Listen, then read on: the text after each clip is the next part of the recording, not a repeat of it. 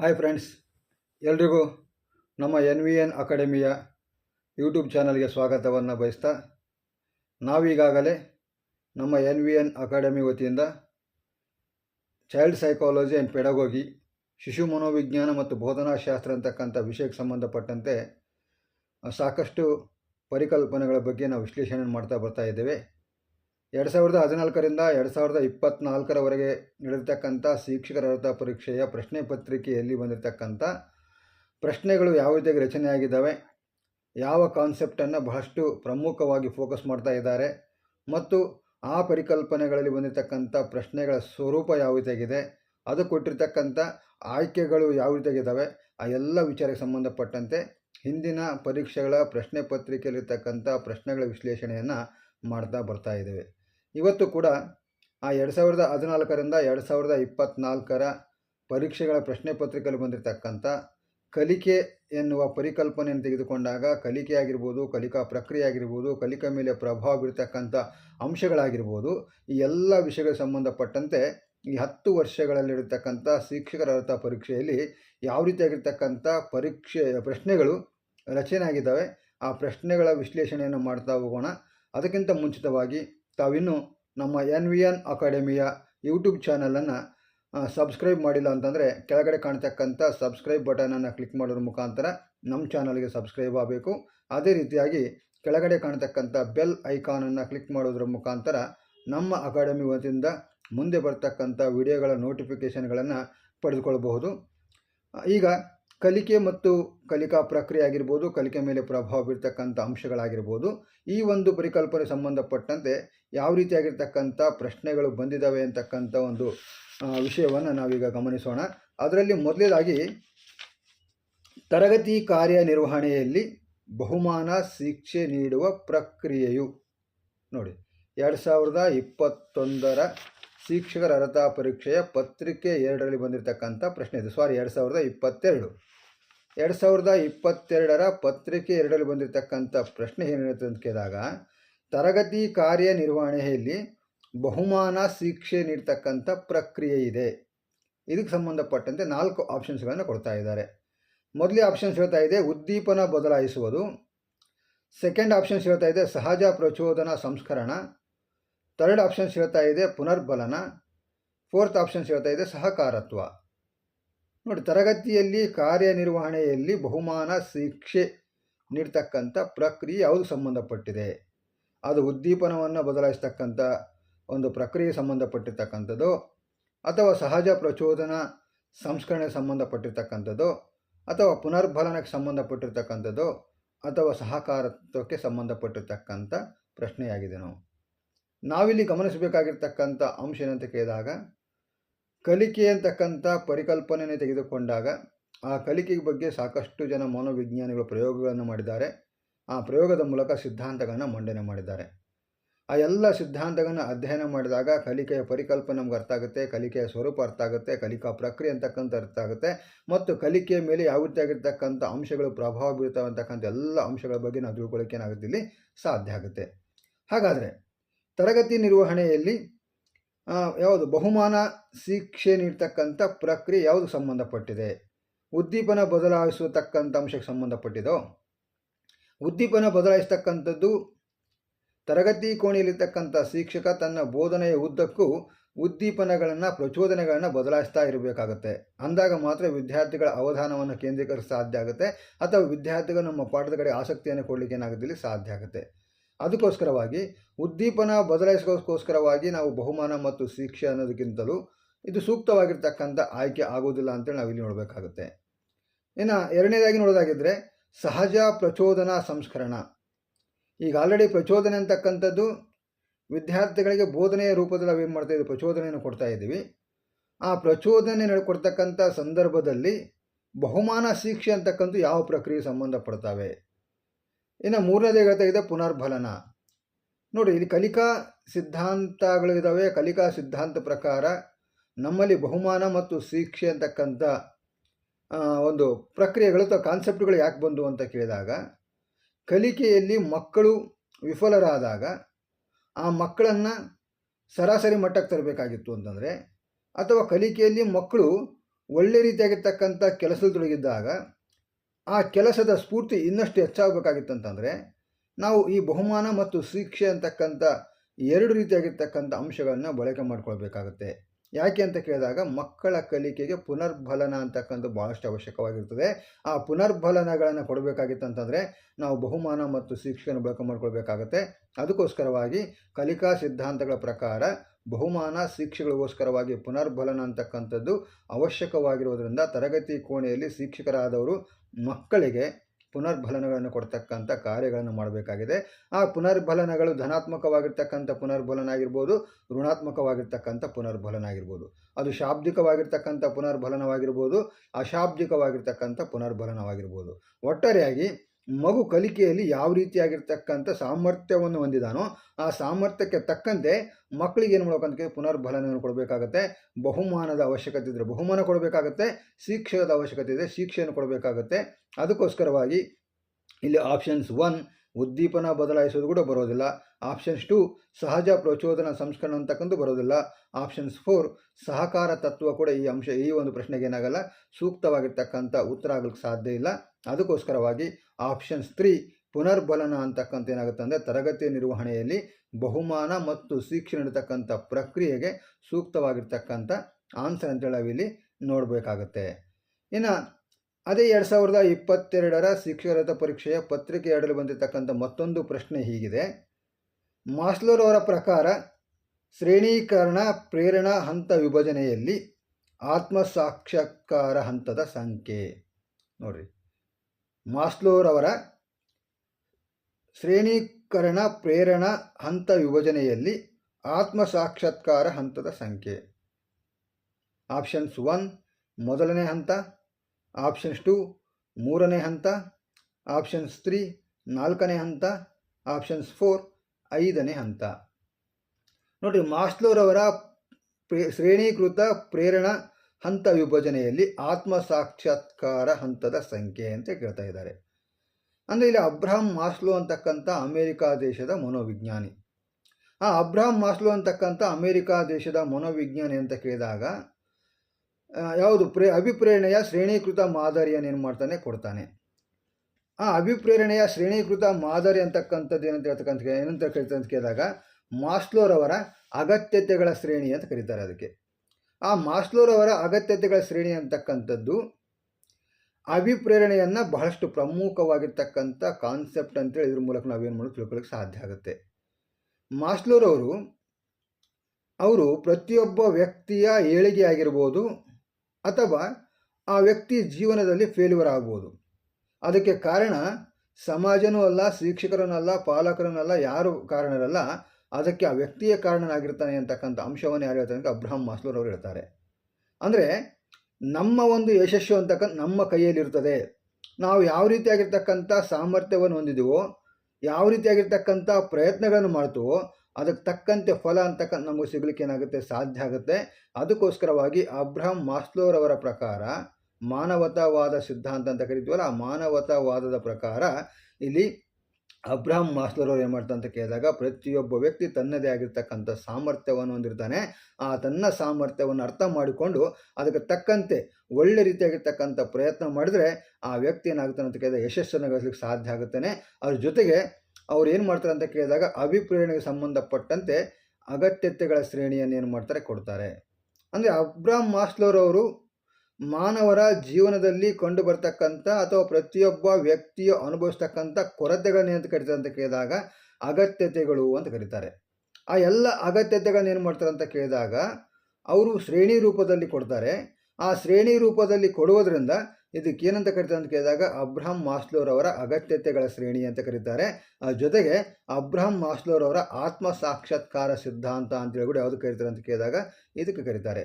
ಅದು ಅಗತ್ಯತೆಗಳ ಶ್ರೇಣಿ ಆಗಿರ್ಬೋದು ಅಥವಾ ಅಬ್ರಹಾಂ ಮಾಸ್ಲೋರವರ ಆತ್ಮ ಸಾಕ್ಷಾತ್ಕಾರದ ಸಿದ್ಧಾಂತ ಆಗಿರ್ಬೋದು, ಯಾವುದೇ ಆಗಿರ್ಬೋದು, ಎರಡು ಹೆಸರುಗಳನ್ನು ಇದಕ್ಕೆ ಕರೀತಾರೆ.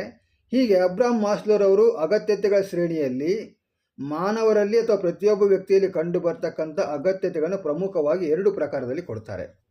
ಆ ಎರಡು ಪ್ರಕಾರದ ಅಗತ್ಯತೆಗಳಲ್ಲಿ ಮೊದಲೇ ಪ್ರಕಾರ ಹೇಳ್ತಾ ಇದೆ ದೈಹಿಕ ಅಗತ್ಯತೆಗಳು ಅಥವಾ ಶಾರೀರಿಕವಾಗಿರ್ತಕ್ಕಂಥ ಅಗತ್ಯತೆಗಳು. ಇನ್ನು ಎರಡನೇ ಪ್ರಕಾರ ಹೇಳ್ತಾ ಇದೆ ಅರ್ಜಿತ ಅಗತ್ಯತೆಗಳು ಅಥವಾ ಸಾಮಾಜಿಕ ಅಗತ್ಯತೆಗಳು ಅಂತೇಳಿ. ಎರಡು ಪ್ರಕಾರದ ಅಗತ್ಯತೆಗಳನ್ನು ಅಬ್ರಹಾಂ ಮಾಸ್ಲೋರವರು ಕೊಡ್ತಾರೆ. ಈ ಎರಡೂ ಪ್ರಕಾರದ ಅಗತ್ಯತೆಗಳಲ್ಲಿ ಮತ್ತು ಬೇರೆ ಬೇರೆದಾಗಿರ್ತಕ್ಕಂಥ ಅಂಶಗಳನ್ನ ಹೇಳ್ತಾರೆ. ಆ ಅಂಶಗಳನ್ನ ಏನು ಮಾಡ್ತಾರೆ ಅಂತ ಕೇಳಿದಾಗ ಶ್ರೇಣಿ ರೂಪದಲ್ಲಿ ಕೊಡ್ತಾ ಹೋಗ್ತಾರೆ. ಅಂದರೆ ಮೊದಲೇದಾಗಿ ಬರ್ತಕ್ಕಂಥ ತಳಭಾಗದಲ್ಲಿ ಮೊದಲೇದಾಗಿ ಬರ್ತಕ್ಕಂಥ ಅಗತ್ಯತೆ ಅಂತ ಕೇಳಿದಾಗ ಅದು ದೈಹಿಕವಾಗಿರ್ತಕ್ಕಂಥ ಅಗತ್ಯತೆಗಳು ಅಥವಾ ಶಾರೀರಿಕವಾಗಿರ್ತಕ್ಕಂಥ ಅಗತ್ಯತೆಗಳು. ಪ್ರತಿಯೊಬ್ಬ ವ್ಯಕ್ತಿಗೆ ಮೊದಲು ಏನು ಬೇಕಂತ ಕೇಳಿದಾಗ ದೈಹಿಕವಾಗಿರ್ತಕ್ಕಂಥ ಅಗತ್ಯತೆಗಳು ಈಡೇರಬೇಕಾಗುತ್ತೆ. ಆ ಶಾರೀರಿಕವಾಗಿರ್ತಕ್ಕಂಥ ಅಗತ್ಯತೆಗಳು ಈಡೇರಿದಾಗ ಮಾತ್ರ ಆ ವ್ಯಕ್ತಿ ಮುಂದೆ ಏನನ್ನಾದರೂ ಮಾಡಲಿಕ್ಕೆ ಏನಾಗುತ್ತೆ, ಸಾಧ್ಯ ಆಗುತ್ತೆ. ಅದಕ್ಕೋಸ್ಕರವಾಗಿ ಶಾರೀರಿಕ ಅಗತ್ಯತೆಗಳು ಬಹಳಷ್ಟು ಪ್ರಮುಖವಾಗಿ ಕಂಡು ಬರ್ತವೆ. ಅದು ತಳಭಾಗದಲ್ಲಿರ್ತವೆ. ಮೊದಲೇದಾಗಿ ಬರ್ತಕ್ಕಂಥದ್ದು ಶಾರೀರಿಕ ಅಥವಾ ದೈಹಿಕ ಅಗತ್ಯತೆಗಳು ಅಂತ ಕರೀತಾರೆ. ಹಸಿವಾಗಿರ್ಬೋದು, ಬಾಯಾರಿಕೆ ಆಗಿರ್ಬೋದು, ನಿದ್ರೆ ಆಗಿರ್ಬೋದು, ಲೈಂಗಿಕತೆ ಆಗಿರ್ಬೋದು, ಇವೆಲ್ಲ ಅಂಶಗಳನ್ನು ಏನು ಕರೀತಾರೆ ಅಂತ ಕೇಳಿದಾಗ ದೈಹಿಕವಾಗಿರ್ತಕ್ಕಂಥ ಅಗತ್ಯತೆಗಳು ಅಥವಾ ಪ್ರಾಥಮಿಕವಾಗಿರ್ತಕ್ಕಂಥ ಅಗತ್ಯತೆಗಳು ಅಂತ ಕೂಡ ಇದು ಕರೀತಾರೆ. ನೋಡಿ, ಯಾವುದೇ ಅಂಶದ ಮೂಲಕ ಕೇಳ್ಬೋದು ಪ್ರಶ್ನೆ ನಾಳೆ. ಪ್ರಾಥಮಿಕ ಅಗತ್ಯತೆಗಳಲ್ಲಿ ಒಂದನ್ನು ತಿಳಿಸಿ ಅಂತ ಕೇಳ್ಬೋದು. ಹೌದಾ? ಪ್ರಾಥಮಿಕ ಅಗತ್ಯತೆಗಳು ಯಾವುದಂತ ಕೇಳಿದಾಗ ಹಸಿವಾಗಿರ್ಬೋದು, ಬಾಯಾರಿಕೆ ಆಗಿರ್ಬೋದು, ನಿದ್ರೆ ಆಗಿರ್ಬೋದು, ಲೈಂಗಿಕತೆ, ಇವೆಲ್ಲ ಅಂತ ಕರೀತಾರೆ ಅಂತ ಕೇಳಿದಾಗ ಪ್ರಾಥಮಿಕವಾಗಿರ್ತಕ್ಕಂಥ ಅಗತ್ಯತೆಗಳು ಅಂತ ಕರೀತಾರೆ. ಇನ್ನು ಎರಡನೇದಾಗಿ ಸಾಮಾಜಿಕ ಅಗತ್ಯತೆಗಳಲ್ಲಿ 4 ಬರ್ತವೆ. ಆ ಸಾಮಾಜಿಕ ಅಗತ್ಯತೆಗಳು ಬರ್ತಕ್ಕಂಥ 4 ಅಂಶಗಳಲ್ಲಿ ಮೊದಲೇ ಶಾರೀರಿಕ ಅಗತ್ಯತೆಗಳ ಮೇಲೆ ಬರ್ತಕ್ಕಂಥ ಮತ್ತೊಂದು ಅಂಶ ಯಾವುದಪ್ಪ ಅಂತ ಕೇಳಿದಾಗ ರಕ್ಷಣಾ ಅಗತ್ಯತೆಗಳು, ನೀಡ್ಸ್ ಆಫ್ ಪ್ರೊಟೆಕ್ಷನ್ ಅಂತಕ್ಕಂಥದ್ದು. ನೋಡ್ರಿ, ಮೊದಲು ಶಾರೀರಿಕವಾಗಿರ್ತಕ್ಕಂಥ ಅಗತ್ಯತೆಗಳು ಸಮಾಜ ಅಂತಕ್ಕಂಥದ್ದು ಆ ಮಗುವಿಗೆ ಪೂರೈಸಿದ ಮೇಲೆ ಆ ಮಗುವಿನ ರಕ್ಷಣೆಯ ಜವಾಬ್ದಾರಿ ಕೂಡ ಯಾರ್ದಾಗಿರುತ್ತೆ ಅಂತ ಕೇಳಿದಾಗ ಆ ಸಮಾಜದ್ದೇ ಆಗಿರ್ತದೆ. ಅದಕ್ಕೋಸ್ಕರವಾಗಿ ಮಗುವಿಗೆ ರಕ್ಷಣಾ ಅಗತ್ಯತೆಗಳು ಬಹಳಷ್ಟು ಅವಶ್ಯಕವಾಗಿ ಕಂಡು ಬರ್ತವೆ. ರಕ್ಷಣಾ ಅಗತ್ಯತೆ ಮೇಲೆ ಕಂಡು ಬರ್ತಕ್ಕಂಥ ಯಾವುದಪ್ಪ ಅಂತ ಕೇಳಿದಾಗ ಪ್ರೀತಿ ಮತ್ತು ಆಪೇಕ್ಷಿತ ಅಗತ್ಯತೆಗಳು ಅಂತ ಕರೀತಾರೆ. ಆ ಪ್ರೀತಿ ಮತ್ತು ಆಪೇಕ್ಷಿತ ಅಗತ್ಯತೆಗಳಲ್ಲಿ ಬಹಳಷ್ಟು ಸಮಾಜದಲ್ಲಿರ್ತಕ್ಕಂಥ ವ್ಯಕ್ತಿಗೆ ಇದು ಬಹಳಷ್ಟು ಪ್ರಮುಖವಾಗಿರ್ತಕ್ಕಂಥದ್ದು. ಆ ಪ್ರೀತಿ ಅಂತಕ್ಕಂಥದ್ದು ದೊರಿಬೇಕಾಗುತ್ತೆ. ಲವ್ ಆ್ಯಂಡ್ ಎಸ್ಟೀಮ್ ಅಂತ ಕರೀತಾರೆ. ಆ ಲವ್ ಆ್ಯಂಡ್ ಎಸ್ಟೀಮ್ ನೀಡ್ಸ್ ಅಂತಕ್ಕಂಥದ್ದು ಪ್ರತಿಯೊಬ್ಬ ವ್ಯಕ್ತಿಗೆ ಅವಶ್ಯಕವಾಗಿ ಬೇಕಾಗಿರ್ತಕ್ಕಂಥದ್ದು. ಅದಾದಮೇಲೆ ಬರ್ತಕ್ಕಂಥದ್ದು ಸ್ವಪ್ರತಿಷ್ಠೆಯ ಅಗತ್ಯತೆಗಳು. ನೋಡಿ, ಸ್ವಪ್ರತಿಷ್ಠೆ, ಸೆಲ್ಫ್ ಎಸ್ಟೀಮ್ ಅಂತಕ್ಕಂಥದ್ದು. ಆ ಸೆಲ್ಫ್ ಎಸ್ಟೀಮ್ ಅಂತಕ್ಕಂಥದ್ದು ನನ್ನ ಬಗ್ಗೆ ನನಗೆ ಗೌರವ ಬರಬೇಕು. ಮೊದಲು ನನ್ನ ಬಗ್ಗೆ ನನಗೆ ಗೌರವ ಬಂದಾಗ ಮಾತ್ರ ನಾನು ಏನನ್ನಾದರೂ ಸಾಧಿಸಲಿಕ್ಕೆ ಸಾಧ್ಯ ಆಗುತ್ತೆ. ನನ್ನ ಬಗ್ಗೆ ನನಗೆ ನಂಬಿಕೆ ಇಲ್ಲ, ನನ್ನ ಬಗ್ಗೆ ನನಗೆ ವಿಶ್ವಾಸ ಇಲ್ಲ, ನನ್ನ ಬಗ್ಗೆ ನನಗೆ ಗೌರವ ಇಲ್ಲ ಅಂತಂದಾಗ ನಾನು ಜೀವನದಲ್ಲಿ ಏನಾಗಲ್ಲ ಅಂತ ಕೇಳಿದಾಗ ಯಶಸ್ಸನ್ನು ಗಳಿಸಲಿಕ್ಕೆ ಸಾಧ್ಯ ಇಲ್ಲ. ಅದಕ್ಕೋಸ್ಕರವಾಗಿ ಅಬ್ರಹಾಂ ಮಾಸ್ಲೋರು ಹೇಳ್ತಾರೆ, ವ್ಯಕ್ತಿ ತನ್ನ ಒಂದು ಶ್ರೇಯಸ್ಸಿಗೆ ತಾನೇ ಕಾರಣನಾಗ್ತಾನೆ ಅಂತೇಳಿ. ಅದಕ್ಕೋಸ್ಕರವಾಗಿ ಇಲ್ಲಿ ಯಾವುದಂತ ಕೇಳಿದಾಗ ಸ್ವಪ್ರತಿಷ್ಠೆ ಅಥವಾ ಸ್ವಗೌರವದ ಅಗತ್ಯತೆಗಳು ಅಂತಕ್ಕಂಥ 4ನೇದಾಗಿ ಕಂಡು ಬರ್ತಾ ಇದೆ. ಇನ್ನು ಕೊನೆಯದಾಗಿ 5ನೇ ಅಗತ್ಯತೆ ಅಂತ ಕೇಳಿದಾಗ ಆತ್ಮ ಸಾಕ್ಷಾತ್ಕಾರದ ಅಗತ್ಯತೆಗಳು ಅಂತೇಳಿ. ಯಾರು ಆತ್ಮ ಸಾಕ್ಷಾತ್ಕಾರದ ಅಗತ್ಯತೆಗಳನ್ನು ತಲುಪ್ತಾರೋ ಅವರು ಜೀವನದಲ್ಲಿ ಏನಾಗಿರ್ತಾರಪ್ಪ ಅಂತ ಕೇಳಿದಾಗ ಯಶಸ್ವಿ ವ್ಯಕ್ತಿಯಾಗಿ ಕಂಡು ಬರಲಿಕ್ಕೆ ಸಾಧ್ಯ ಆಗುತ್ತೆ. ದೇಶ ಪೂಜಿಸ್ತಕ್ಕಂಥ ವ್ಯಕ್ತಿ ಆಗಲಿಕ್ಕೆ ಸಾಧ್ಯ ಆಗುತ್ತೆ. ಅದಕ್ಕೋಸ್ಕರವಾಗಿ ಅಬ್ರಹಾಂ ಮಾಸ್ಲೋರ್ ಅವರು ಹೇಳ್ತಾರೆ, 100 ಜನ ವ್ಯಕ್ತಿಗಳಲ್ಲಿ ಕೇವಲ 2 ಮಾತ್ರ ಏನಾಗ್ತಾರಪ್ಪ ಅಂತ ಕೇಳಿದಾಗ ಆತ್ಮ ಸಾಕ್ಷಾತ್ಕಾರವನ್ನು ಪಡೆದುಕೊಳ್ತಕ್ಕಂಥ ವ್ಯಕ್ತಿಗಳಾಗ್ತಾರೆ. ಇನ್ನು ಉಳಿದಿರ್ತಕ್ಕಂಥವ್ರು ಕೆಳಗಿನ ಅಗತ್ಯತೆಗಳಲ್ಲೇ ತಮ್ಮ ಜೀವನವನ್ನು ಮುಗಿಸ್ತಾರೆ. ಅದಕ್ಕೋಸ್ಕರವಾಗಿ ನಮ್ಮ ಜೀವನ ಸಂಪೂರ್ಣವಾಗಿ ಆಗಬೇಕಾಗಿತ್ತಂತಂದರೆ ನಾವೇನು ಮಾಡ್ಬೇಕಂತ ಕೇಳಿದಾಗ ಆತ್ಮ ಸಾಕ್ಷಾತ್ಕಾರದ ಅಗತ್ಯತೆಗಳು ಕೂಡ ನಾವು ಪೂರೈಕೆ ಮಾಡ್ಕೋಬೇಕಾಗತ್ತೆ. ಆ ನಿಟ್ಟಿನಲ್ಲಿ ಬದುಕಬೇಕಾಗಿರ್ತಕ್ಕಂಥ ಕರ್ತವ್ಯ ಎಲ್ಲ ವ್ಯಕ್ತಿಗಳಿಗೆ ಇದೆ ಅಂತಕ್ಕಂಥ ಮಾತನ್ನು ಇಲ್ಲಿ ಅಬ್ರಹಾಂ ಮಾಸ್ಲೋರ್ ಅವರ ಮೂಲಕ ನಾವು ನೋಡ್ಬೋದಾಗಿದೆ. ಇದು ಅಬ್ರಹಾಂ ಮಾಸ್ಲೋರ್ ಅವರ ಅಗತ್ಯತೆಗಳ ಶ್ರೇಣಿ ಅಂತಕ್ಕಂಥದ್ದು. ಈ ಅಗತ್ಯತೆಗಳ ಶ್ರೇಣಿಯಲ್ಲಿ ನಾವು 5 ಅಂಶಗಳನ್ನು ನೋಡಿದ್ವಿ. ಮೊದಲನೇ ಅಂಶ ಶಾರೀರಿಕ ಅಗತ್ಯತೆಗಳು, 2ನೇ ಅಂಶ ರಕ್ಷಣೆ ಅಗತ್ಯತೆಗಳು, ಮೂರನೇ ಅಂಶ ಪ್ರೀತಿ ಮತ್ತು ವಾತ್ಸಲ್ಯದ ಅಗತ್ಯತೆಗಳು, 4ನೇದಾಗಿ ಸ್ವಪ್ರತಿಷ್ಠೆ ಅಥವಾ ಸ್ವಗೌರವದ ಅಗತ್ಯತೆಗಳು, 5ನೇದಾಗಿ ಆತ್ಮ ಸಾಕ್ಷಾತ್ಕಾರದ ಅಗತ್ಯತೆಗಳು. ಈ ಪ್ರಕಾರವಾಗಿ 5 ಅಂಶಗಳಲ್ಲಿ ಬರ್ತವೆ ಅಂತ ಕೇಳಿದಾಗ ಅಬ್ರಹಾಂ ಮಾಸ್ಲೋರ್ ಅವರ ಅಗತ್ಯತೆಗಳ ಶ್ರೇಣಿಯಲ್ಲಿ ಬರ್ತವೆ. ಹಾಗಾದರೆ ನಮ್ಮ ಪ್ರಶ್ನೆ ನೋಡೋದಾಗಿದ್ದರೆ ಮಾಸ್ಲೋರ್ ಅವರ ಪ್ರಕಾರ ಶ್ರೇಣೀಕೃತ ಪ್ರೇರಣಾ ಹಂತ ವಿಭಜನೆಯಲ್ಲಿ ಆತ್ಮ ಸಾಕ್ಷಾತ್ಕಾರ ಹಂತದ ಸಂಖ್ಯೆ ಎಷ್ಟನೇ ಹಂತಕ್ಕೆ ಬಂದಿತ್ತು ಆತ್ಮ ಸಾಕ್ಷಾತ್ಕಾರ ಅಂತ ಕೇಳಿದಾಗ ಅಬ್ರಹಾಂ ಮಾಸ್ಲೋರ್ ಅವರ ಶ್ರೇಣೀಕೃತವಾಗಿರ್ತಕ್ಕಂಥ ಅಗತ್ಯತೆಗಳ ಶ್ರೇಣಿಯನ್ನು ನೋಡಿದಾಗ ಅಲ್ಲಿ 5ನೇ ಹಂತದಲ್ಲಿ ಏನು ಬಂತು ಕೇಳಿದಾಗ ಯಾವುದು ಆತ್ಮ ಸಾಕ್ಷಾತ್ಕಾರ ಅಂತಕ್ಕಂಥ ಬಂದಿರೋದ್ರಿಂದ ಈ ಪ್ರಶ್ನೆಗೆ ಸೂಕ್ತವಾಗಿರ್ತಕ್ಕಂಥ ಉತ್ತರ ಅಂತ ಕೇಳಿದಾಗ ಆಪ್ಷನ್ಸ್ 4 5ನೇ ಹಂತ ಅಂತಕ್ಕಂಥದ್ದು. ಈ 5ನೇ ಹಂತಕ್ಕೆ ತಲುಪಿದಾಗ ಆತ್ಮ ಸಾಕ್ಷಾತ್ಕಾರಕ್ಕೆ ತಲುಪಿದಾಗ ಆವಾಗ ನಮಗೇನಾಗುತ್ತೆ ಅಂತ ಕೇಳಿದಾಗ ಜೀವನ ಸಂಪೂರ್ಣವಾಗಲಿಕ್ಕೆ ಸಾಧ್ಯ ಆಗುತ್ತೆ. ಅದಕ್ಕೋಸ್ಕರವಾಗಿ ಪ್ರತಿಯೊಬ್ಬ ವ್ಯಕ್ತಿಗಳು ಆತ್ಮ ಸಾಕ್ಷಾತ್ಕಾರವನ್ನು ತಲುಪ್ತಕ್ಕಂಥ ರೀತಿಯಲ್ಲಿ ಬದುಕಬೇಕಾಗಿದೆ ಅಂತಕ್ಕಂಥ ಒಂದು ಅಂಶವನ್ನು ಅಬ್ರಹಾಂ ಮಾಸ್ಲೋರವರ ಅಗತ್ಯತೆಗಳ ಶ್ರೇಣಿ ಸಿದ್ಧಾಂತ ಅಥವಾ ಅಬ್ರಹಾಂ ಮಾಸ್ಲೋರವರ ಆತ್ಮ ಸಾಕ್ಷಾತ್ಕಾರ ಸಿದ್ಧಾಂತ ಮೂಲಕ ನಾವೇನು ಮಾಡ್ಬೋದಾಗಿದೆ ಇಲ್ಲಿ ಅರ್ಥೈಸಿಕೊಳ್ಳಿಕ್ಕೆ ಸಾಧ್ಯ ಆಗುತ್ತೆ. ಮುಂದಿನ ಪ್ರಶ್ನೆಯನ್ನು ಗಮನಿಸಿದಾದರೆ, ಡಿಸ್ಲೆಕ್ಸಿಯಾ ಪದವು ಸಂಬಂಧ ಹೊಂದಿರುವುದು. ಡಿಸ್ಲೆಕ್ಸಿಯಾ ಅಂತಕ್ಕಂಥ ಪದವು ಸಂಬಂಧ ಹೊಂದಿರುವುದು. ಇಲ್ಲಿ ಕಲಿಕಾ ನ್ಯೂನ್ಯತೆಗಳಂತ ಬರ್ತಾ ಇದ್ದಾವೆ. ಆ ಕಲಿಕಾ ನ್ಯೂನ್ಯತೆಗಳ ಪರಿಕಲ್ಪನೆಗಳು ಬರ್ತಕ್ಕಂಥ ಅಂಶಗಳ ಅಂತ ಕೇಳಿದಾಗ ಇಲ್ಲಿ ಅದರಲ್ಲಿ ಒಂದು ಡಿಸ್ಲೆಕ್ಸಿಯಾ ಅಂತಕ್ಕಂಥದ್ದು. ಈ ಡಿಸ್ಲೆಕ್ಸಿಯಾ ಪದವು ಸಂಬಂಧ ಹೊಂದಿರುವುದು ಯಾವುದ್ರ ಜೊತೆಗೆ ಅಂತ ಕೇಳ್ತಾ ಇದ್ದಾರೆ ಅವರು. ಆಪ್ಷನ್ಸ್ 1 ಹೇಳ್ತಾ ಇದೆ ಸಾಮಾಜಿಕ ಅಸ್ವಸ್ಥತೆಯೊಂದಿಗೆ. ಆಪ್ಷನ್ಸ್ 2 ಹೇಳ್ತಾ ಇದೆ ಮಾನಸಿಕ ಅಸ್ವಸ್ಥತೆಯೊಂದಿಗೆ. ಆಪ್ಷನ್ಸ್ 3 ಹೇಳ್ತಾ ಇದೆ ಗಣತೀಯ ಅಸ್ವಸ್ಥತೆಯೊಂದಿಗೆ. ಆಪ್ಷನ್ಸ್ 4 ಹೇಳ್ತಾ ಇದೆ ಓದುವಿಕೆಯ ಅಸ್ವಸ್ಥತೆಯೊಂದಿಗೆ. ನೋಡಿ, ಯಾವ ಅಸ್ವಸ್ಥತೆ ಅಥವಾ ಯಾವ ನ್ಯೂನ್ಯತೆಯೊಂದಿಗೆ ಡಿಸ್ಲೆಕ್ಸಿಯಾ ಅಂತಕ್ಕಂಥ ಸಂಬಂಧವನ್ನು ಹೊಂದಿದೆ. ನಮಗೀಗಾಗಲೇ ಗೊತ್ತಿರತಕ್ಕಂತೆ ಕಲಿಕಾ ನ್ಯೂನ್ಯತೆಗಳಲ್ಲಿ ಡಿಸ್ಲೆಕ್ಸಿಯಾ ಒಂದು ಬರ್ತದೆ, ಡಿಸ್ಗ್ರಾಫಿಯಾ ಒಂದು ಬರ್ತದೆ, ಡಿಸ್ಕ್ಯಾಲ್ಕುಲಿಯಾ ಅಂತಕ್ಕಂಥ ಒಂದು ಬರ್ತದೆ. ಡಿಸ್ಲೆಕ್ಸಿಯಾ ಅಂತಕ್ಕಂಥದ್ದು ಓದುವಿಕೆಗೆ ಸಂಬಂಧಪಟ್ಟಿರ್ತಕ್ಕಂಥ ಸಮಸ್ಯೆ ಅಥವಾ ನ್ಯೂನ್ಯತೆ ಆಗಿದ್ದರೆ, ಡಿಸ್ಗ್ರಾಫಿಯಾ ಅಂತಕ್ಕಂಥದ್ದು ಬರವಣಿಗೆ ಸಂಬಂಧಪಟ್ಟಿರ್ತಕ್ಕಂಥ ಕಲಿಕಾ ನ್ಯೂನ್ಯತೆ ಅಂತ ಕರಿತೀವಿ. ಹಾಗೆಯೇ ಡಿಸ್ಕ್ಯಾಲ್ಕುಲಿಯಾ ಅಂತಕ್ಕಂಥದ್ದು ಗಣಿತಕ್ಕೆ ಸಂಬಂಧಪಟ್ಟಿರ್ತಕ್ಕಂಥ ಅಸ್ವಸ್ಥತೆ ಅಥವಾ ನ್ಯೂನ್ಯತೆಗೆ ಸಂಬಂಧಪಟ್ಟಿರ್ತಕ್ಕಂಥದ್ದು ಅಂತ ಕೇಳಿದಾಗ ಅದು ಡಿಸ್ಕ್ಯಾಲ್ಕುಲಿಯಾ ಅಂತ ಕರಿತೀವಿ. ಹಾಗಾದರೆ ನಮ್ಮ ಪ್ರಶ್ನೆ ಇರತಕ್ಕಂಥದ್ದು ಡಿಸ್ಲೆಕ್ಸಿಯಾ ಪದವು ಸಂಬಂಧ ಹೊಂದಿರುವಂತೆ ಇರುವುದರಿಂದ ಇದಕ್ಕೆ ಸೂಕ್ತವಾಗಿರ್ತಕ್ಕಂಥ ಉತ್ತರ ಅಂತ ಕೇಳಿದಾಗ ಅದು ಆಪ್ಷನ್ಸ್ 4 ಓದುವಿಕೆಯ ಅಸ್ವಸ್ಥತೆಯೊಂದಿಗೆ ಏನಾಗಿದೆ ಇದು ಸಂಬಂಧಪಟ್ಟಿದೆ ಅಂತಕ್ಕಂಥ ನಾವಿಲ್ಲಿ ನೋಡಬೇಕಾಗತ್ತೆ. ಇದು ನೇರವಾಗಿರ್ತಕ್ಕಂಥ ಪ್ರಶ್ನೆ ಇರೋದ್ರಿಂದ ಹೆಚ್ಚಿನ ವಿಶ್ಲೇಷಣೆ ಅಂತಕ್ಕಂಥ ಬೇಕಿಲ್ಲ. ಕಲಿಕಾ ನ್ಯೂನ್ಯತೆಗಳು ಕಂಡು ಬರ್ತಕ್ಕಂಥವು ಡಿಸ್ಲೆಕ್ಸಿಯಾ ಒಂದು, ಡಿಸ್ಗ್ರಾಫಿಯಾ ಒಂದು ಮತ್ತು ಡಿಸ್ಕ್ಯಾಲ್ಕುಲಿಯಾ ಅಂತಕ್ಕಂಥದ್ದು. ಡಿಸ್ಲೆಕ್ಸಿಯಾ ಅಂತಕ್ಕಂಥ ಓದುವಿಕೆ, ಡಿಸ್ಗ್ರಾಫಿಯಾ ಅಂತಕ್ಕಂಥ ಬರವಣಿಗೆ ಮತ್ತು ಡಿಸ್ಕ್ಯಾಲ್ಕುಲಿಯಾ ಅಂತಕ್ಕಂಥದ್ದು ಗಣಿತಕ್ಕೆ ಸಂಬಂಧಪಟ್ಟಿರ್ತಕ್ಕಂಥ ನ್ಯೂನ್ಯತೆಯನ್ನು ತೋರಿಸ್ತಕ್ಕಂಥ ಅಂಶಗಳಾಗಿವೆ. ನೆಕ್ಸ್ಟ್ ಮುಂದಿನ ಪ್ರಶ್ನೆಯನ್ನು ನಾವು ಗಮನಿಸೋದಾಗಿದ್ದರೆ, ಅರ್ಥಪೂರ್ಣ ಕಲಿಕೆ ಉಂಟಾಗುವುದು. ನೋಡಿರಿ, ಅರ್ಥಪೂರ್ಣ ಕಲಿಕೆ ಉಂಟಾಗುವುದು ಯಾವಾಗ ನಮ್ಮಲ್ಲಿ ಅರ್ಥಪೂರ್ಣವಾಗಿರ್ತಕ್ಕಂಥ ಕಲಿಕೆ ಉಂಟಾಗಲು ಸಾಧ್ಯ ಆಗುತ್ತೆ ಅಂತ ಪ್ರಶ್ನೆ. ಆಪ್ಷನ್ಸ್ 1 ಹೇಳ್ತಾ ಇದೆ ವೈಯಕ್ತಿಕ ಅನುಭವಗಳಿಂದ ಜ್ಞಾನ ರಚನೆಗಳು ಕ್ರಿಯಾಶೀಲವಾಗಿ ಸೃಷ್ಟಿಯಾದಾಗ.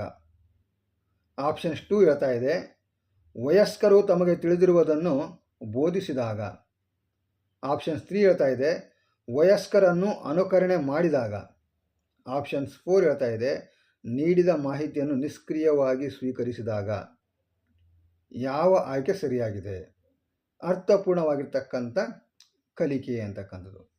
ನಮ್ಮಲ್ಲಿ ಅರ್ಥಪೂರ್ಣವಾಗಿರ್ತಕ್ಕಂಥ ಕಲಿಕೆ ಆಗಬೇಕಾಗಿತ್ತು ಅಂತಂದರೆ ಅರ್ಥಪೂರ್ಣ ಕಲಿಕೆಯನ್ನು ಪರಿಕಲ್ಪನೆಯನ್ನು ಪರಿಚಯಿಸಿದಾರಪ್ಪ ಅಂತ ಕೇಳಿದಾಗ ಅಸುಬೆಲೆ ಅಂತಕ್ಕಂಥ ಮನೋವಿಜ್ಞಾನ ಅಂತಕ್ಕಂಥ ನಮ್ಗೆ ಗೊತ್ತಿರಬೇಕು.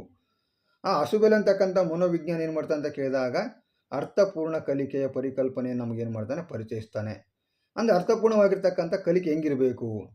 ಈ 4 ಅಂಶಗಳನ್ನು ಗಮನಿಸಿದಾಗ ಯಾವ ಅಂಶ ಅಂತಕ್ಕಂಥದ್ದು ಅರ್ಥಪೂರ್ಣ ಕಲಿಕೆಗೆ ಸೂಕ್ತವಾಗಿರ್ತಕ್ಕಂಥ ಸಂಬಂಧವನ್ನು ಹೊಂದಿದೆ?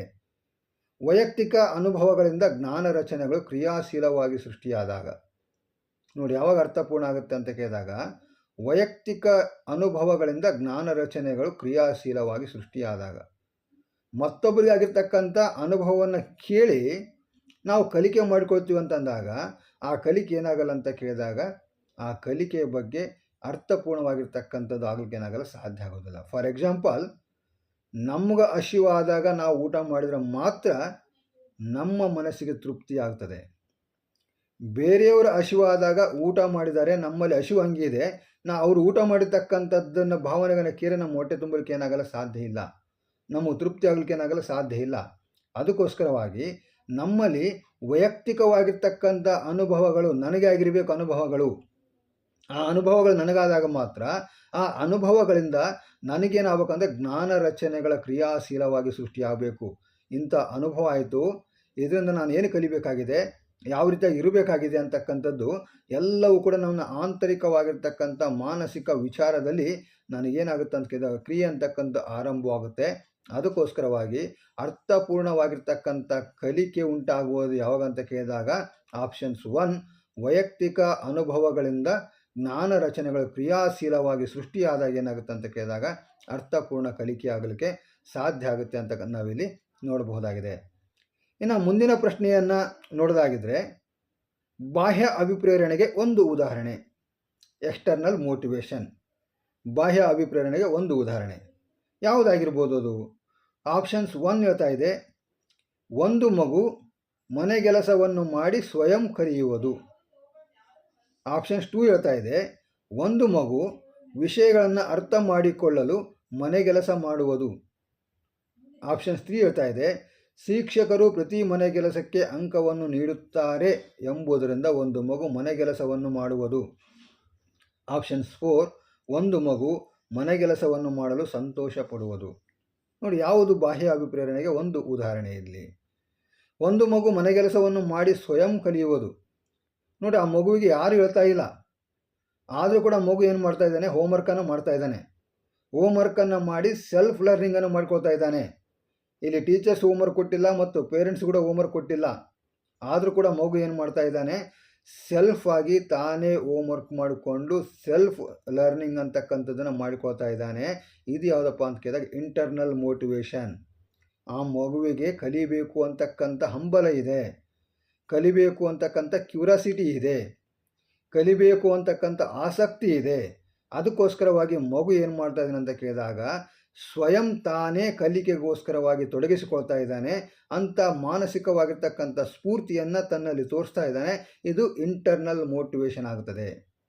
ಇನ್ನು ಸೆಕೆಂಡ್ ಆಪ್ಷನ್ಸ್ ಹೇಳ್ತಾ ಇದೆ, ಒಂದು ಮಗು ವಿಷಯಗಳನ್ನು ಅರ್ಥ ಮಾಡಿಕೊಳ್ಳಲು ಮನೆಗೆಲಸ ಮಾಡುವುದು. ನೋಡಿ, ಇದು ಕೂಡ ಅಷ್ಟೇ, ಒಂದು ವಿಷಯವನ್ನು ಅರ್ಥ ಮಾಡಿಕೊಳ್ಳೋದಕ್ಕೋಸ್ಕರವಾಗಿ ಮನೆಗೆಲಸವನ್ನು ಮಾಡ್ತಾ ಇದ್ದಾನೆ. ಆದರೆ ಯಾವುದೇ ರೀತಿಯಾಗಿರ್ತಕ್ಕಂಥ ಮಾಡಬೇಕು ಅಂತಕ್ಕಂಥ ಕಡ್ಡಾಯವಾಗಿರ್ತಕ್ಕಂಥ ನಿಯಮ ಹಾಕದೇ ಇದ್ದರೂ ಕೂಡ ಮಗು ಏನು ಮಾಡ್ತಾನೆ? ಆ ವಿಷಯವನ್ನು ಅರ್ಥ ಮಾಡಿಕೊಳ್ಬೇಕಾಗಿದೆ ನಾನಂತ ತಿಳ್ಕೊಂಡು ಮಗು ಏನು ಮಾಡ್ತಾನೆ? ಹೋಮ್ವರ್ಕನ್ನು ಮಾಡ್ತಾ ಇದ್ದಾನೆ. ಇದು ಕೂಡ ಇಂಟರ್ನಲ್ ಮೋಟಿವೇಶನ್ಗೆ ಎಕ್ಸಾಂಪಲ್ ಆಗುತ್ತದೆ. ಇನ್ನು ಥರ್ಡ್ ಒನ್ ಹೇಳ್ತದೆ, ಶಿಕ್ಷಕರು ಪ್ರತಿ ಮನೆಗೆಲಸಕ್ಕೆ ಅಂಕವನ್ನು ನೀಡುತ್ತಾರೆ ಎಂಬುದರಿಂದ ಒಂದು ಮಗು ಮನೆಗೆಲಸವನ್ನು ಮಾಡುವುದು. ನೋಡಿ, ಈ ಮಗು ಬೇರೆ ಇದ್ದಾನೆ, ಈ ಮಗು ಕೂಡ ಹೋಮ್ವರ್ಕ್ ಮಾಡ್ತಾ ಇದ್ದಾನೆ. ಯಾಕೆ ಹೋಮ್ವರ್ಕ್ ಮಾಡ್ತಾ ಇದ್ದೀವಿ ಮಗು ಅಂತ ಕೇಳಿದಾಗ, ಶಿಕ್ಷಕರು ಪ್ರತಿ ಮನೆಗೆಲಸಕ್ಕೆ ಅಂದರೆ ಟೀಚರ್ಸ್ ಡೈಲಿ ಏನು ಹೋಮ್ವರ್ಕ್ ಕೊಡ್ತಾ ಇದ್ದಾರಲ್ಲ, ಆ ಡೈಲಿ ಕೊಡ್ತಕ್ಕಂಥ ಹೋಮ್ವರ್ಕ್ಗಳಿಗೆ ಟೀಚರ್ಸ್ ಮಾರ್ಕ್ಸ್ ಕೊಡ್ತಾರೆ. ಆ ಟೀಚರ್ಸ್ ಅಂಕಗಳನ್ನು ಕೊಡ್ತಾರೆ ಅಂತಕ್ಕಂಥ ವಿಚಾರದಿಂದ ಮಗು ಏನು ಮಾಡ್ತಾ ಇದ್ದಾನೆ? ಮನೆಯಲ್ಲಿ ಹೋಮ್ವರ್ಕನ್ನು ಮಾಡ್ತಾ ಇದ್ದಾನೆ. ಯಾವಾಗ ಟೀಚರು ಪ್ರತಿ ಹೋಮ್ವರ್ಕ್ಗೂ ಮಾರ್ಕ್ಸ್ ಕೊಡ್ತಾರೆ ಅಂತ ತಿಳ್ಕೊಂಡು ಮಗು ಅದಕ್ಕೋಸ್ಕರವಾಗಿ ಮನೆಯಲ್ಲಿ ಹೋಮ್ವರ್ಕ್ ಮಾಡೋಕ್ಕೆ ಕೊಡ್ತಾನೋ, ಅದು ಅವನ ಮನಸ್ಸಿನಿಂದ ಬಂದಿರತಕ್ಕಂಥದ್ದಲ್ಲ. ಅದು ಯಾವುದರಿಂದ ಬಂದಿರತಕ್ಕಂಥ ಕೇಳಿದಾಗ ಬಾಹ್ಯ ಪ್ರಪಂಚದ ಮೂಲಕ ಬಂದಿರತಕ್ಕಂಥದ್ದು. ಒಂದು ವೇಳೆ ನಾಳೆ ಟೀಚರ್ ಆದವರು ಇದಕ್ಕೆ ನಾನು ಯಾವುದೇ ಮಾರ್ಕ್ಸ್ ಕೊಡಲ್ಲ, ನಾನು ಯಾವುದೇ ನಿಮ್ಗೆ ಹೋಮ್ವರ್ಕ್ ಕೊಡಲ್ಲ ಅಂತಂದಾಗ ಅವತ್ತಿನ ದಿವಸ ಆ ಮಗು ಏನು ಮಾಡಲ್ಲ? ಹೋಮ್ವರ್ಕ್ ಮಾಡೋಕ್ಕೆ ತಯಾರಿರಲ್ಲ. ಆ ಮಗು ಯಾವುದ್ರ ಜೊತೆಗೆ ಪ್ರೇರಣೆ ಬೆಳೆಸ್ಕೊಂಡು ಅಂತ ಕೇಳಿದಾಗ ಶಿಕ್ಷಕ ಇರತಕ್ಕಂಥ ಹೋಮ್ವರ್ಕು ಮತ್ತು ಆ ಹೋಮ್ವರ್ಕ್ ಕೊಡ್ತಕ್ಕಂಥ ಅಂಕಗಳು, ಅದಕ್ಕೋಸ್ಕರವಾಗಿ ಪ್ರೇರಣೆ ಬೆಳೆಸ್ಕೊಂಡಿದ್ದಾನೆ. ಅದಕ್ಕೋಸ್ಕರವಾಗಿ ಇದು ಯಾವುದಾಗುತ್ತೆ ಅಂತ ಕೇಳಿದಾಗ ಇದು ಎಕ್ಸ್ಟರ್ನಲ್ ಮೋಟಿವೇಶನ್ ಆಗುತ್ತೆ. ಇನ್ನು ನಾಲ್ಕನೇ ಆಪ್ಷನ್ಸ್ ಹೇಳ್ತಾ ಇದೆ, ಒಂದು ಮಗು ಮನೆಗೆಲಸವನ್ನು ಮಾಡಲು ಸಂತೋಷ ಪಡುವುದು. ನೋಡಿ, ಅವನ ಮಗು ಮನೆಗೆಲಸ ಹೋಮ್ವರ್ಕ್ ಮಾಡಲಿಕ್ಕೆ ಭಾಳಷ್ಟು ಖುಷಿ ಅವನಿಗೆ. ಆ ಮಗು ಬೇಡ ಅಂದರೆ ಕೂಡ ಏನು ಮಾಡ್ತಾನೆ? ಹೋಮ್ವರ್ಕ್ ಮಾಡ್ತಾನೆ. ಯಾಕೆಂದ್ರೆ ಅದರಲ್ಲಿ ಅವನಿಗೆ ಖುಷಿ ಇದೆ, ಅವನಿಗೆ ಅದರಲ್ಲಿ ಒಂದೇನೋ ತೃಪ್ತಿ ಕಾಣ್ತಾ ಇದೆ. ಅದಕ್ಕೋಸ್ಕರವಾಗಿ ಮಗು ಏನು ಮಾಡ್ತಾನೆ? ಸ್ವತಃ ತಾನೇ ಹೋಮ್ವರ್ಕ್ ಮಾಡಲಿಕ್ಕೆ ಕೂಡ್ತಾ ಇದ್ದಾನೆ. ಇದು ಕೂಡ ಇಂಟರ್ನಲ್ ಮೋಟಿವೇಶನ್ ಆಗುತ್ತೆ, ಆಂತರಿಕವಾಗಿರ್ತಕ್ಕಂಥ ಪ್ರೇರಣೆ ಆಗುತ್ತೆ.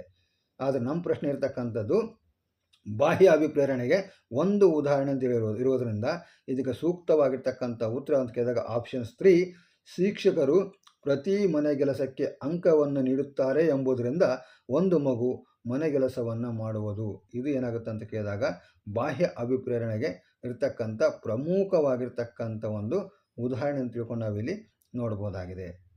ಇನ್ನು ಮುಂದಿನ ಪ್ರಶ್ನೆಯನ್ನು ಗಮನಿಸೋದಾಗಿದ್ದರೆ, ಕಲಿಕೆಯ ಜ್ಞಾನಾತ್ಮಕ ಮನೋವಿಜ್ಞಾನದ ಕೇಂದ್ರಿತ ಅಂಶ. ಕಲಿಕೆಯ ಜ್ಞಾನಾತ್ಮಕ ಮನೋವಿಜ್ಞಾನದ ಕೇಂದ್ರಿತ ಅಂಶ ಕಾಗ್ನೇಟಿವ್ ಸೈಕಾಲಜಿ ಅಂತಕ್ಕಂಥದ್ದು. ಆ ಕಾಗ್ನೇಟಿವ್ ಸೈಕಾಲಜಿಗೆ ಸಂಬಂಧಪಟ್ಟಿರ್ತಕ್ಕಂಥ ಸೆಂಟ್ರಲೈಸ್ಡ್ ಆಗಿರ್ತಕ್ಕಂಥ ಒಂದು ಫ್ಯಾಕ್ಟರ್ ಯಾವುದು ಅಂತಕ್ಕಂಥ ಇಲ್ಲೇನು ಗಮನಿಸಬೇಕು. ಆಪ್ಷನ್ಸ್ 1 ಹೇಳ್ತಾ ಇದೆ, ಪ್ರಚೋದನೆ ಮತ್ತು ಪ್ರತಿಕ್ರಿಯೆಗಳ ಕೇಂದ್ರಿತ ಅಂಶ. ಆಪ್ಷನ್ಸ್ 2 ಹೇಳ್ತಾ ಇದೆ, ಮಾನಸಿಕ ಪ್ರಕ್ರಿಯೆಗಳು ಮತ್ತು ಬಂಧನದ ರಚನೆ. ಆಪ್ಷನ್ಸ್ 3 ಹೇಳ್ತಾ ಇದೆ, ವೀಕ್ಷಣೆ ಮತ್ತು ಕಲಿಕೆ. ಆಪ್ಷನ್ಸ್ 4 ಹೇಳ್ತಾ ಇದೆ, ಪ್ರಯೋಗಗಳು ಮತ್ತು ಕಲಿವಿನ ಪ್ರಕ್ರಿಯೆಗಳು. ನೋಡಿ, ಪ್ರಶ್ನೆಯನ್ನು ನಾವು ಸರಿಯಾಗಿ ಅರ್ಥ ಮಾಡ್ಕೊಳ್ಬೇಕಾಗುತ್ತೆ. ಪ್ರಶ್ನೆಯನ್ನು ಸರಿಯಾಗಿ ಅರ್ಥ ಮಾಡಿಕೊಂಡಾಗ ಮಾತ್ರ ಅದಕ್ಕೆ ಸೂಕ್ತವಾಗಿರ್ತಕ್ಕಂಥ ಉತ್ತರಗಳನ್ನು ನಾವು ಆಯ್ಕೆ ಮಾಡಲಿಕ್ಕೆ ಸಾಧ್ಯ ಆಗುತ್ತೆ. ಹಾಗಂದ್ರೆ ಏನು ಹೇಳ್ತಾ ಇದೆ ಪ್ರಶ್ನೆ? ಕಲಿಕೆಯ ಜ್ಞಾನಾತ್ಮಕ ಮನೋವಿಜ್ಞಾನದ ಕೇಂದ್ರಿತ ಅಂಶ. ಜ್ಞಾನಾತ್ಮಕ ಮನೋವಿಜ್ಞಾನ ಅಂತಕ್ಕಂಥ ಏನು ಹೇಳ್ತಾ ಇದೆ ಅಂತ ಕೇಳಿದಾಗ, ನಮ್ಮ ಮನಸ್ಸಿನಲ್ಲಿ ಯಾವಾಗ ಬಂಧನ ಅಂತಕ್ಕಂಥದ್ದು ನಿರ್ಮಾಣ ಆಗ್ತದೋ, ಯಾವಾಗ ನಮ್ಮ ಮನಸ್ಸಿನಲ್ಲಿ ಬಂಧನ ಅಂತಕ್ಕಂಥ ರಚನೆ ಆಗ್ತದೋ, ಆಗ ಹೊಸ ಪರಿಕಲ್ಪನೆಗಳ ಅರಿವು ಅಂತಕ್ಕಂಥ ನಮ್ಮಲ್ಲಿ ಮೂಡಲಿಕ್ಕೆ ಏನಾಗುತ್ತೆ, ಸಾಧ್ಯ ಆಗುತ್ತೆ. ಹೊರಗಿನ ಪ್ರಪಂಚದ ಮೂಲಕ ನಾವು ಏನು ಅನುಭವಗಳನ್ನು ಪಡ್ಕೊಳ್ತಾ ಇದ್ದೀವೋ ಆ ಅನುಭವಗಳನ್ನು ನಮ್ಮ ಅಂತರಾಳಕ್ಕೆ ಇಳಿಸಿಕೊಂಡು ನಮ್ಮ ಆಂತರಿಕವಾದ ಮಾನಸಿಕ ಸ್ಥಿತಿಯೊಂದಿಗೆ ಬಂಧನಗಳನ್ನು ರಚನೆ ಮಾಡಿಕೊಂಡಾಗ ಹೊಸ ಪರಿಕಲ್ಪನೆಯ ಕಲಿಕೆ ಅಂತಕ್ಕಂಥ ನಮ್ಮಲ್ಲಿ ಆಗಲಿಕ್ಕೆ ಸಾಧ್ಯವಾಗುತ್ತದೆ.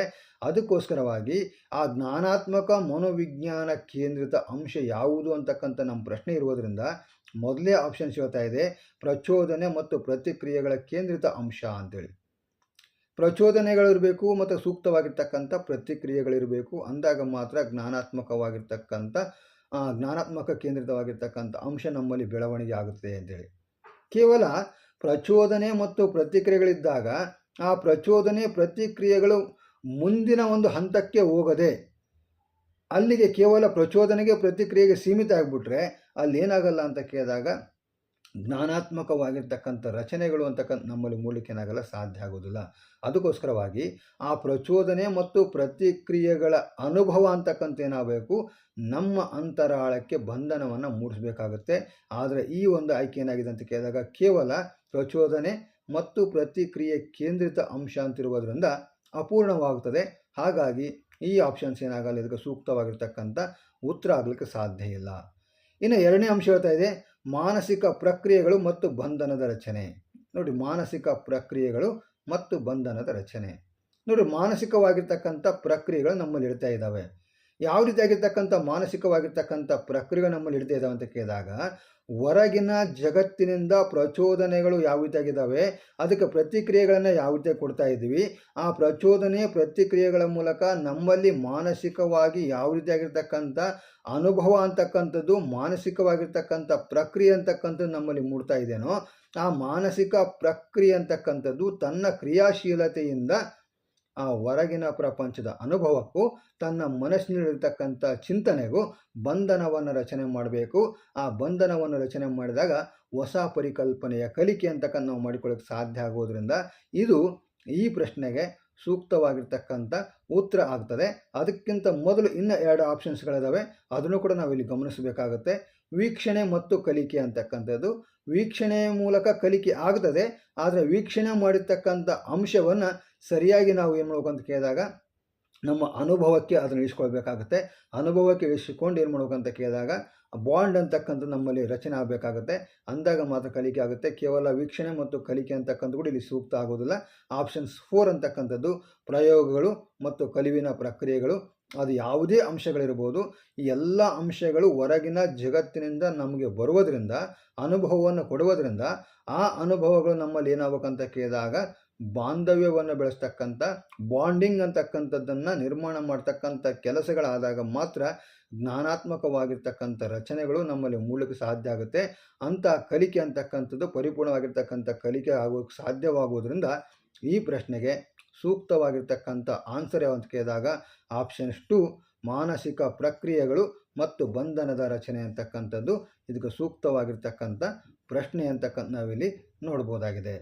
ಹಾಗೆಯೇ ಮುಂದಿನ ಪ್ರಶ್ನೆಯನ್ನು ನೋಡೋದಾಗಿದ್ದರೆ ಕಲಿಕೆಯನ್ನು ಪ್ರಭಾವಿಸುವ ಒಂದು ವೈಯಕ್ತಿಕ ಅಂಶ. ನೋಡಿ, ಕಲಿಕೆ ಮೇಲೆ ಪ್ರಭಾವ ಬೀರ್ತಕ್ಕಂಥ ಒಂದು ಸಬ್ಜೆಕ್ಟಿವ್ ಫ್ಯಾಕ್ಟರ್ ವೈಯಕ್ತಿಕವಾಗಿರ್ತಕ್ಕಂಥ ಅಂಶ ಇದು. ಆ ಸಬ್ಜೆಕ್ಟಿವ್ ಫ್ಯಾಕ್ಟರ್ ಯಾವುದಾಗಿರ್ಬೋದು? ಆಪ್ಷನ್ಸ್ 1 ಹೇಳ್ತಾ ಇದೆ ಶಾಂತ ಮತ್ತು ಸೌಹಾರ್ದ ವಾತಾವರಣ. ಆಪ್ಷನ್ಸ್ 2 ಹೇಳ್ತಾ ಇದೆ ಅಭ್ಯಾಸ ಕಾರ್ಯ ಮತ್ತು ಪುನರಾವರ್ತನೆ ಮತ್ತು ಅಭ್ಯಾಸ. ಆಪ್ಷನ್ಸ್ 3 ಹೇಳ್ತಾ ಇದೆ ವಿಷಯಗಳ ಸ್ವರೂಪ. ಆಪ್ಷನ್ಸ್ 4 ಹೇಳ್ತಾ ಇದೆ ಸಿದ್ಧತೆ ಮತ್ತು ಇಚ್ಛಾಶಕ್ತಿ. ಈ 4 ಅಂಶಗಳಲ್ಲಿ ಕಲಿಕೆಯನ್ನು ಪ್ರಭಾವಿಸ್ತಕ್ಕಂಥ ಒಂದು ವೈಯಕ್ತಿಕ ಅಂಶ ಯಾವುದು ಅಂತೇಳಿ. ವೈಯಕ್ತಿಕ ಅಂಶ ಅಂದರೆ ನನಗೆ ಸಂಬಂಧಪಟ್ಟಂತೆ ನನಗೆ ಸಂಬಂಧಪಟ್ಟಿರ್ತಕ್ಕಂಥ ಅಂಶಗಳು. ನನ್ನ ಕಲಿಕೆಗೆ ಸಂಬಂಧಪಟ್ಟಂತೆ ನಾವೇನಾದರೂ ಅಧ್ಯಯನ ಮಾಡೋದಾಗಿದ್ದರೆ ಅದು ನನಗೆ ವೈಯಕ್ತಿಕವಾಗಿರ್ತಕ್ಕಂಥ ನನ್ನಲ್ಲಿ ಅಂಶಗಳಿಂದ ಅದ್ರ ಬಗ್ಗೆ ನಾವೇನು ಮಾಡಬೇಕಾಗುತ್ತೆ, ಗಮನಿಸಬೇಕಾಗುತ್ತೆ. ಅವು ವೈಯಕ್ತಿಕವಾಗಿರ್ತಕ್ಕಂಥ ಅಂಶಗಳಾಗ್ತವೆ. ಹಾಗೆಯೇ ಇಲ್ಲಿ ಕಲಿಕೆಯನ್ನು ಪ್ರಭಾವಿಸ್ತಕ್ಕಂಥ ಒಂದು ವೈಯಕ್ತಿಕ ಅಂಶವಂತ ಪ್ರಶ್ನೆ ಬಂದಾಗ ಒಂದು ಮಗುವಿಗೆ ವೈಯಕ್ತಿಕವಾಗಿ ಯಾವ ಏನಾಗುತ್ತಪ್ಪ ಅಂತ ಪ್ರಭಾವ ಬೀರುತ್ತೆ ಅಂತಕ್ಕಂಥ ಇಲ್ಲಿ ಥಿಂಕ್ ಮಾಡಬೇಕಾಗುತ್ತೆ. ಆಪ್ಷನ್ಸ್ 1 ಹೇಳ್ತಾ ಇದೆ ಶಾಂತ ಮತ್ತು ಸೌಹಾರ್ದ ವಾತಾವರಣ. ಇದು ಹೊರಗಿನ ಪ್ರಪಂಚ, ಬಾಹ್ಯ ಪ್ರಪಂಚ ಆಗಿರೋದ್ರಿಂದ ಇದು ಆಬ್ಜೆಕ್ಟಿವ್ ಆಗುತ್ತೆ. ಇದು ಸಬ್ಜೆಕ್ಟಿವ್ ಆಗಲಿಕ್ಕೇನಾಗಲ್ಲ, ಸಾಧ್ಯ ಆಗೋದಿಲ್ಲ. ಹಾಗೆಯೇ 2ನೇ ಆಪ್ಷನ್ ನೋಡೋದಾಗಿದ್ದರೆ ಅಭ್ಯಾಸ ಕಾರ್ಯ ಪುನರಾವರ್ತನೆ ಮತ್ತು ಅಭ್ಯಾಸ. ನೋಡಿ, ಅಭ್ಯಾಸ ಕಾರ್ಯ ಪುನರಾವರ್ತನೆ ಮತ್ತು ಅಭ್ಯಾಸ ಇದನ್ನು ಕೂಡ ಅಷ್ಟು ಸೂಕ್ತವಾಗಲಿಕ್ಕೇನಾಗಲ್ಲ, ಸಾಧ್ಯ ಆಗೋದಿಲ್ಲ. 3ನೇದಾಗಿ ವಿಷಯಗಳ ಸ್ವಭಾವ ಅಂತಕ್ಕಂಥದ್ದು ಒಬ್ಬೊಬ್ಬರಲ್ಲಿ ಒಂದೊಂದು ರೀತಿಯಾಗಿರ್ತಕ್ಕಂಥ ವಿಷಯ ಅಲ್ಲ. ಅದೇನಾಗುತ್ತೆ, ಯೂನಿವರ್ಸಲೈಸೇಷನ್ ಇರ್ತದೆ ವಿಷಯ ಅಂತಕ್ಕಂಥದ್ದು, ಎಲ್ಲರಿಗೂ ಒಂದೇ ವಿಷಯ ಅಂತಕ್ಕಂಥ ಇರ್ತದೆ. ಹಾಗಾಗಿ ಇದು ಕೂಡ ಏನಾಗಲ್ಲ, ವೈಯಕ್ತಿಕವಾಗಿರ್ತಕ್ಕಂಥ ಅಂಶ ಆಗಲಿಕ್ಕೆ ಏನಾಗಲ್ಲ, ಸಾಧ್ಯ ಆಗೋದಿಲ್ಲ. ಇನ್ನು ಸಿದ್ಧತೆ ಮತ್ತು ಇಚ್ಛಾಶಕ್ತಿ ಅಂತಕ್ಕಂಥದ್ದು ಇದು ಆಯಾ ವ್ಯಕ್ತಿಗೆ ಸಂಬಂಧಪಟ್ಟಿರ್ತಕ್ಕಂಥ ಅಂಶವಾಗಿದೆ.